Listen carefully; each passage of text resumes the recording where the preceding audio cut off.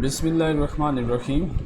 Mathematics 8वीं class के सब डोमेन नंबर 6 के परसेंटेज एंड फिनेंशियल अरिथमेटिक को हम लोग डिस्कस कर रहे हैं स्टूडेंट्स। और आज के हमारे सेशन में हम बात करेंगे एक्सरसाइज 1.21 यानी 1.21 मश्क के पहले सवाल से लेकर तीसरे सवाल तक, क्वेश्चन नंबर 1 से लेकर क्वेश्चन नंबर 3 तक। लेकिन एक्सरसाइज को स्टार्ट करने से पहले स्टूडेंट्स हम लोग यहाँ पर कुछ इम्पोर्टेंट डेफिनेशंस को देख लेंगे। आप उनको अच्छे तरीके से नोट कर लें और उसे याद कर लें, क्योंकि एग्ज़ाम्स में ये डेफिनेशंस आपसे पूछी जा सकती हैं। जो हमारी इम्पोर्टेंट डेफिनेशंस हैं आज के सेशन में, उनमें से पहले है प्रॉफिट, यानी प्रॉफिट किसे कहते हैं। The extra money which the bank gives for the use of our amount, वो इजाफ़ी रकम जो कि कोई भी बैंक जो है वो देता है इस्तेमाल करने के लिए ऑफ आवर अमाउंट, हमारी यानी जो रकम हम बैंक में रखते हैं, तो जब हम बैंक में रकम रखते हैं तो बैंक उसको इस्तेमाल करता है और उस इस्तेमाल करने की वजह से वो आपको कुछ इजाफ़ी रकम देता है, उसको हम प्रॉफिट कहते हैं। ठीक है, नफ़ा कहते हैं। मार्कअप क्या है? The extra money which the bank receives is known as markup.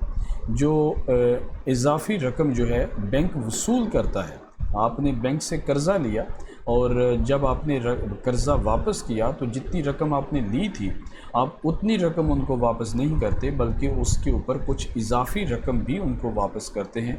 वो जो इजाफ़ी रकम आप उनको देते हैं उसको मार्क अप कहा जाता है। ठीक है, और हमारे इन सवालों के अंदर स्टूडेंट्स प्रॉफिट भी इस मानों में आएगा कई जगहों पर कि बैंक जो इजाफ़ी रकम वसूल करता है उसको भी प्रॉफिट कहा जाता है। ठीक है, सो मार्क अप और प्रॉफिट दोनों एक ही मानी में इस्तेमाल होते हैं, ये याद रखिएगा। उसके बाद तीसरी चीज़ है प्रिंसिपल अमाउंट। प्रिंसिपल अमाउंट क्या होती है? The amount we borrow or deposit in the bank is called principal amount, यानी वो रकम जो आप बैंक से उधार लेते हो या कर्ज़ लेते हो या फिर आप उसको बैंक में जमा करवाते हो, अपनी रकम बैंक में रखवाते हो या बैंक से आप कर्ज़ लेते हो। दोनों सूरतों में वो जो रकम आपने कर्ज़ ली या आपने अपनी रकम बैंक के अंदर रखी, ये दोनों जो हैं इनको हम प्रिंसिपल अमाउंट कहते हैं। ओके, नेक्स्ट है मार्क अप रेट। ठीक है, कि यानी वो जो बैंक से आपने कर्ज़ लिया था और उस कर्ज़ की वजह से बैंक आपसे वापसी पर इजाफ़ी रकम लेता है, तो वो किस हिसाब से लेगा। यानी अगर आपको पता लगाना हो कि ये जो इतनी रकम मैं ले रहा हूँ इस पर बैंक मुझसे इजाफ़ी रकम कितनी लेगा, तो वो जो रेट है उसको मार्कअप रेट कहते हैं। ठीक है, the rate at which the bank gives shares to its account holders is known as markup rate. ठीक है, या फिर वो रकम जो कि बैंक अपने उन लोगों को प्रॉफिट के तौर पर देता है जो उसके अंदर अपनी रकम रखवाते हैं। तो हम अगर अपनी मसलन 1 लाख रुपया बैंक के अंदर रख दें तो साल के बाद बैंक लाख रुपया तो मेरा मुझे वापस करेगा ही, लेकिन उसके ऊपर मुझे जो इजाफ़ी रकम देगा वो किस हिसाब से देगा, उसको मार्कअप रेट कहते हैं। ओके, उसके बाद है period. The time for which a particular amount is invested in a business is known as period.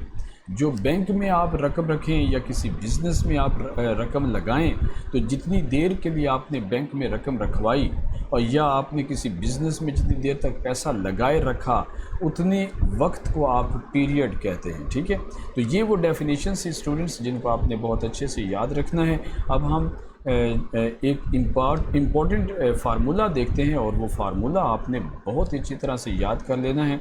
ठीक है, वो है ये फार्मूला जो कि यहाँ पर तकरीबन सारी एक्सरसाइज 1.21 में यूज़ होगा। ठीक है, और ये फार्मूला हमें क्या कह रहा है स्टूडेंट्स? ये हमें बता रहा है कि मार्कअप या प्रॉफिट, ठीक है, जो बैंक या हम लोग वसूल करते हैं किसी को रकम देने की वजह से, उसको मार्कअप या प्रॉफिट कहते हैं। इसको हम यहाँ पर आई से रिप्रेजेंट करेंगे या आप इसको मार्कअप ही कह दें। ठीक है, सो मार्क और profit equal to principal amount. Principal amount जो रकम आपने दी है या ली है कर्ज़ वो मेन रकम, उसको प्रिंसिपल अमाउंट कहते हैं और उसको हम P से रिप्रेजेंट करेंगे, ठीक है। और टाइम जिससे मुराद यहाँ पर टाइम पीरियड है, वो रकम जितनी देर तक आपने ली है या दी है, ठीक है, उसको टाइम कहते हैं या टाइम पीरियड, उसको कैपिटल T से रिप्रेजेंट करेंगे। और जो रेट है, ठीक है, तो रेट यानी जिस हिसाब से आपको इजाफी रकम देना होगी या लेना होगी, उसको हम रेट कहते हैं। तो ये अलामतें हम यूज़ करेंगे। प्रिंसिपल अमाउंट के लिए P यूज़ करेंगे, रेट टाइम पीरियड के लिए T यूज़ करेंगे और रेट के लिए R यूज़ करेंगे, ठीक है। तो मार्कअप को हम मार्कअप ही लिखेंगे। बाज़ बुक्स इसको कैपिटल I से रिप्रेजेंट करती हैं, जिसको हम इन्वेस्ट भी कहते हैं, ठीक है। चलें, क्वेश्चन नंबर 1 1.21 का पहला क्वेश्चन क्या है? Find the profit on ₹40,000। 40,000 रुपया जो है उसके ऊपर कितना प्रॉफिट आएगा। अगर कोई शख्स 40,000, तो मेन उसकी रकम जो प्रिंसिपल अमाउंट है वो कितनी है? वो है 40,000 रुपया, ठीक है,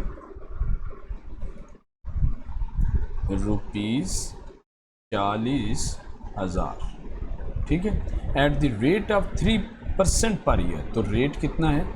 3%, ओके। फॉर 4 ईयर्स, तो टाइम कितना है?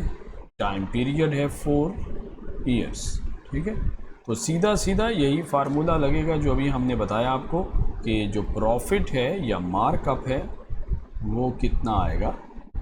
वो आएगा PRT, ठीक है, या PTR मल्टीप्लाई हो रहे हैं, जिस तरह मर्जी तरतीब से आप इनको लिख लें, ठीक है।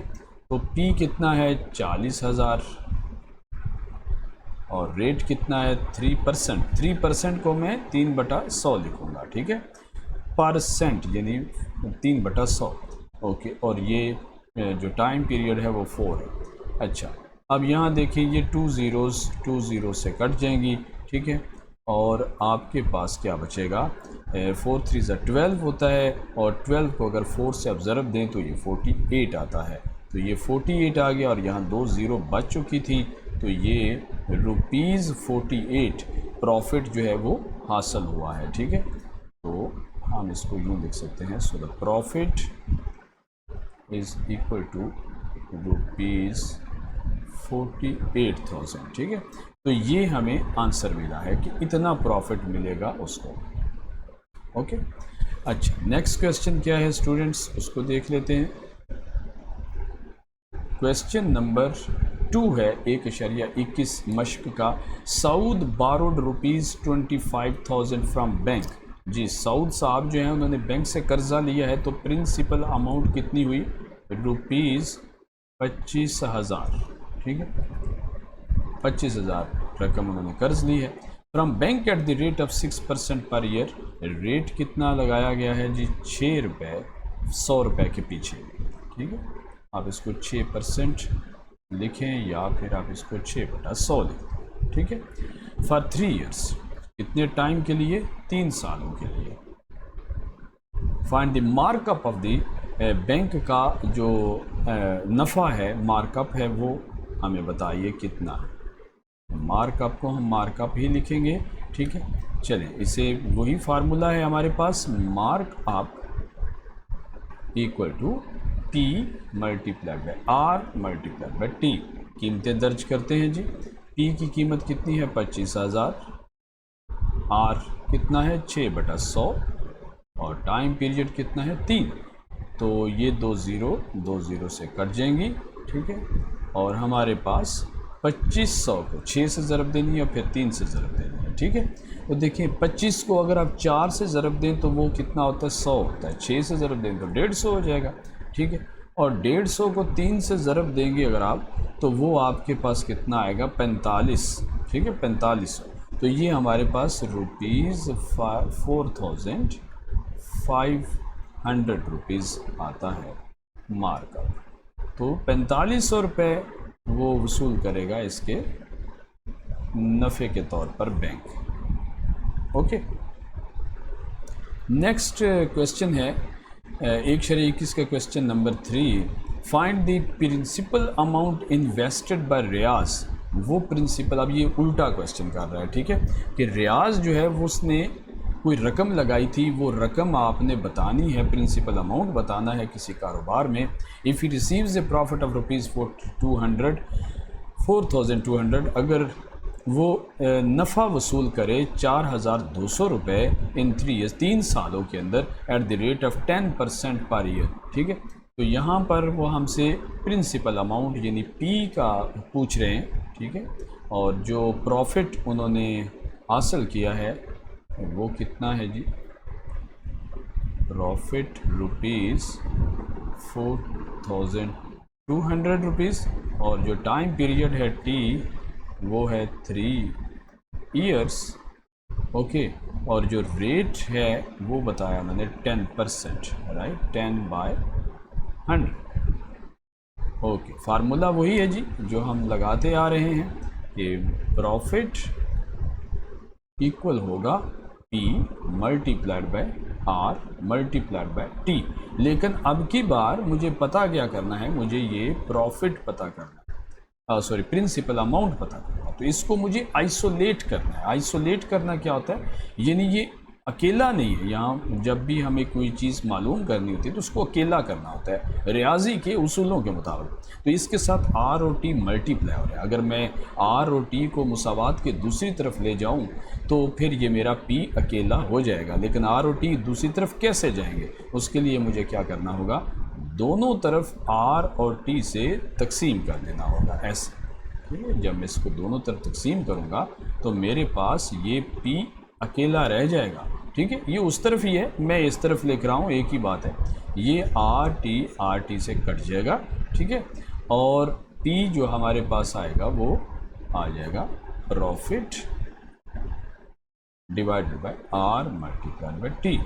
अब इसमें कीमतें दर्ज करें। प्रॉफिट जी हमें कितना दिया है, 4200, और R कितना है, रेट वो है 10%, यानी 10/100, और टाइम पीरियड है 3। ठीक है, अच्छा अब देखिए कि ये जो है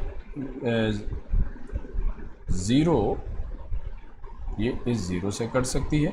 ये 3 1 3, और ये देखें 3 1 3, और 1 4 12, 3 6 12, और ये 160 हो गया। ठीक है, अब आपने क्या करना है, इसको लिखेंगे profit principal amount equal to 160, ये ऊपर आ गया, मल्टीप्लाइड बाय। अच्छा नीचे देखें, बटे के नीचे कुछ भी नहीं है, 1 है सारा। ठीक है, अलबत्ता बटे का बटा 100 है।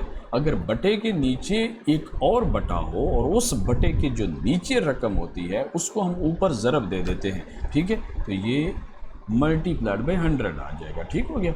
अच्छा, तो ये हमारे पास कितना आ जाएगा, 1600 रुपये। ठीक है, मैं इसको यहाँ लिख सकता हूँ 16,000, राइट, 3 ज़ीरोज़ आ जाएंगे। अच्छा, तो प्रिंसिपल अमाउंट कितनी आई, रुपीज़ 16,000। तो 16,000 हमारे पास प्रिंसिपल, यानी उसने इतनी रकम लगाई होगी। अच्छा, यहाँ पर एक मिस्टेक हुई है, वो ये तकसीम करते वक्त ये 6 नहीं आता, ये आता है 3 एकम 3 और 1 4 12, 3 चौके 12 होता है, 3 छीके 12 नहीं होता, 3 4 12, तो ये 140 आता है। ठीक है, इसको आप ठीक कर लें, ये 140, राइट, सॉरी, तो ये 14,000 आ जाएगा।